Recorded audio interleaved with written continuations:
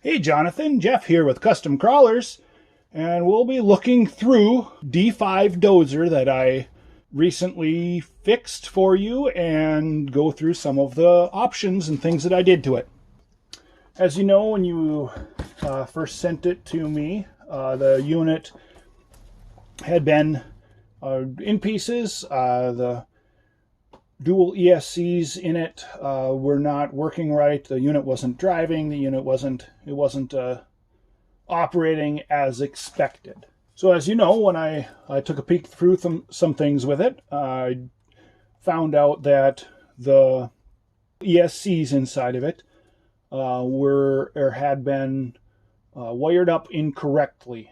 I knew this by looking at the circuit boards themselves, and the circuit boards right where the wires come out are labeled with like voltage or motor plus minus, something like that. And that's what told me that the ESCs were hooked up incorrectly.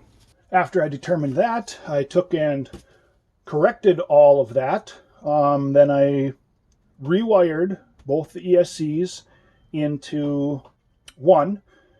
There is still a single on-off switch that the ESCs normally had.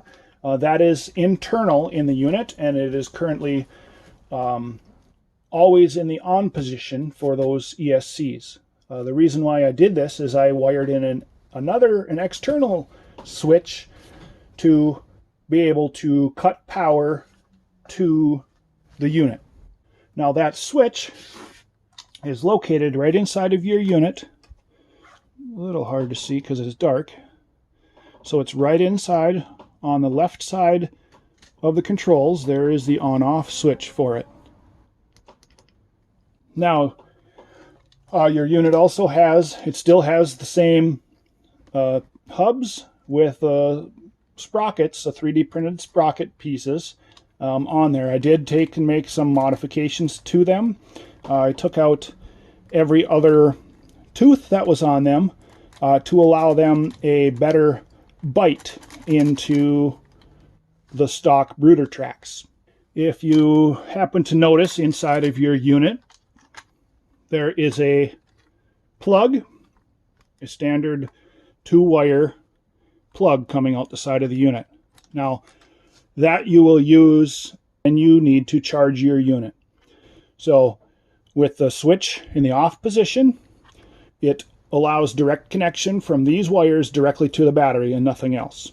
When you flip the switch to the on position, that takes so that this lead is doing nothing. It's just kind of dead in the water. Now, I don't know how you had charged your battery, but I am sending with this one a connector that's got two 4mm banana type plugs, and it's pre-wired for plugging into your wire here. So now I'm sending that with. That way you've got the leads now requires for charging. You will still have to use a charger that is capable of charging the 2S, the LiPo battery that is inside of there. Now the unit is fully charged as of yesterday. So let's go ahead and tuck that back into there again. Let's take a peek at some of the things on your dozer now. Now, the unit is set up to where I've got the blade locked out or locked in its center position. If we want to change the angle of it, you pull out these two body clips, rotate the blade, and then you can put back in the body clips, or a body clip.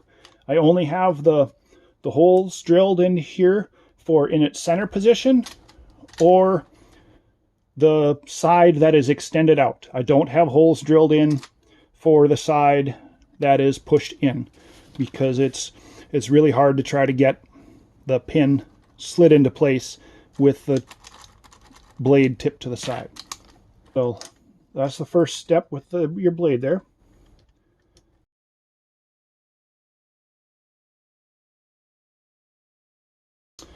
Now, as you can see sticking out the front of the unit, I've got a standard size high torque servo inside of here to operate that blade lift. That servo's got 282 ounces per inch of torque, so that's going to be way more than you need with your unit, but you should never have a problem with that not having enough torque to lift or lower your blade. Now, initially, when you first sent me the unit, it had a micro servo inside of the unit. And it appears that that had been attempted to be used for the lifting and lowering of the blade internally.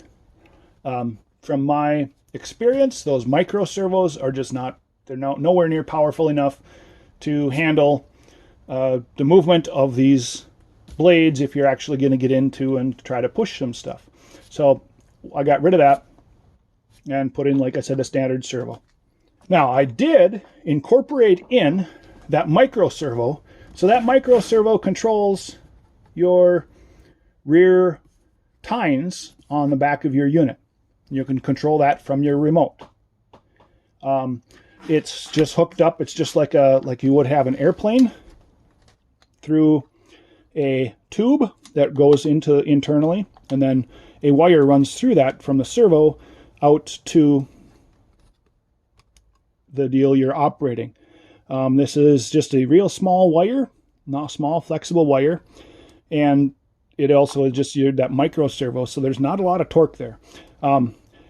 It does, it will lift the unit up a little bit off the ground, but because it's just a real small, wire that's controlling it, it's not going to have a lot of real downforce.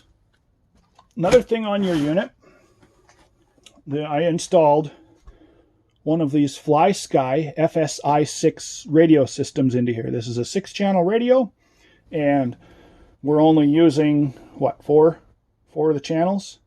One for each track drive, one for the blade lift and lower, and one for your rear ripper. So you've still got 2 channels that don't have anything in them.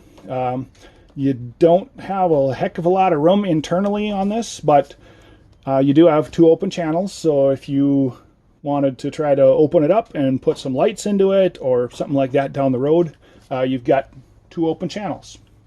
So let's get the unit turned on here, and we'll show you some of the operations for it. So when you turn on this radio, it's going to expect all the switches be in their starting position or their neutral position. And then until you return them to their neutral position, the radio will beep at you. As you saw, I flipped the switch C all back to the 1, put the throttles, what was the throttle stick, down to 0, and it wiped out or took out the error code, the code that was on it. So now, with the radio on, let's turn on our unit. You heard it beep, and that is the internal micro ESCs powering up, and immediately you saw the back digger went down and your front blade moved into position that it was set at. Your rear digger is controlled from switch C, the 3-position switch on your radio here. So right now we're all the way down, middle position, takes it to there, and upper position, lifts her up max till it bottoms out up top. Now, as I said, it operates, and it's got a decent little bit of pressure holding it down, but because it's just that thin wire, it's not forcing into the ground real hard. But it operates, and it will be able to be utilized as a, in some real soft ground, something like that. Your front blade is controlled by what would have been your throttle stick. So the way that it sits right now, I did set the limits so that it won't over travel going up. And as you can see right now, you've got it must be almost 1.5 inches raised all the way up. Now when we go down with it, it makes contact with the ground about 3/4 of the way down on the stick. And we can go down a little bit farther and it lifts up the front end of the unit. So you can dig down just slightly below the ground level. Your drive on the unit is controlled by your right stick. Because it's running 2 different channels, then you're running both forward and backward and left and right. Each control a separate side of the track. Now, some people would like to have it so that you just push straight forward and the unit goes straight forward.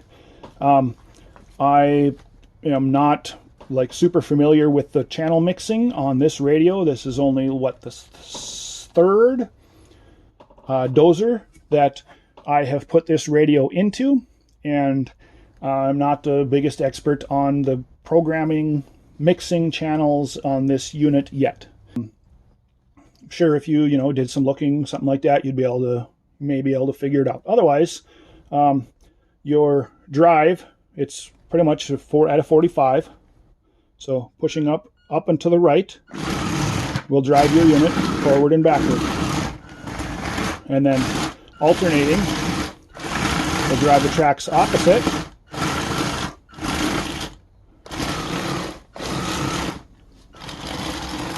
And little bits, we'll just drive it a little bit. Now, since it does just have those micro motors in there, they don't really have a lot of torque, especially when you're just trying to go at like low throttle. They definitely operate, they don't have a lot of torque.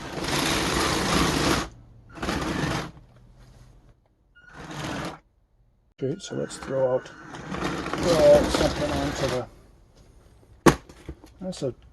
it's full of bolts and metal parts and stuff, so we'll see if,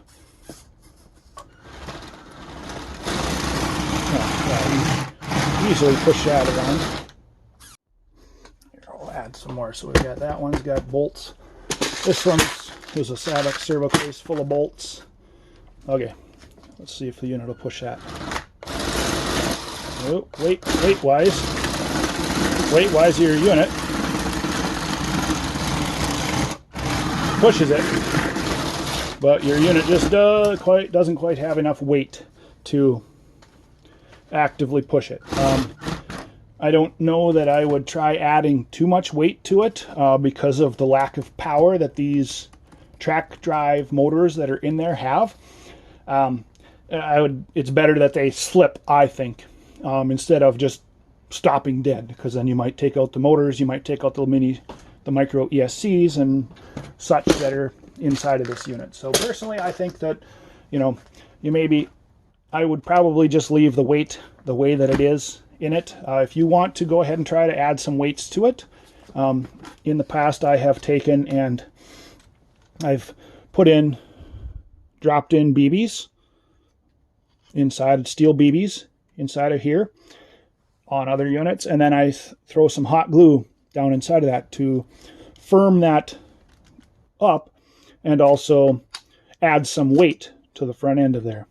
Now, you can probably see I do have some hot glue that I stuck down in this edges here, because the way that it was modified previously with that bar going through there and everything, it weakened up the blade quite a bit, and it flexed a lot. So then that's why I stuck the glue into there to firm up those arms. Well, that's it for your repaired and upgraded D5 there, Jonathan. The upgrade part was, I originally hadn't expected on adding in the rear ripper control for you, but since you had the servo in there, I took some time and got it all to fit into place. So that was your added in bonus, plus I'm throwing in the charge plug for it. So if you've got any questions on your unit here or anything else that we've got, please send me an email at products@customcrawlerz.com, and I'd be happy to help you out. And the same thing goes for any of our other followers. Now, this unit originally had not been a custom Crawlerz built conversion. That doesn't mean that we won't still take it in and give them a good look through and repair them if needed, or get them into operations. So if you've got a unit, whatever kind it is, whoever had it, made it, whatever, and something's not working with it, get a hold of us by email or phone, something like that, so we can figure out what's going on. And if if we determine that you just want to send it in to us to take a look at and go through and repair it, upgrade it, whatnot, more than happy to do that. Thanks for coming along on this, and hopefully everybody can get out and enjoy some radio control content and try to stay safe with this whole global pandemic that we've got going on currently at the moment. So, okay, take care, everybody.